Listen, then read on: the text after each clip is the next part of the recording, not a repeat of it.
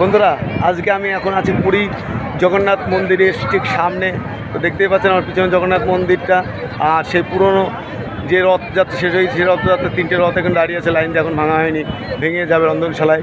তো আজকে যেমন আমি আছি পুরীতে, তো কালকে ঠিক সকালে চলে যাব জগন্নাথের আরেকটা মন্দিরে, সেটা হচ্ছে দীঘার মন্দিরে।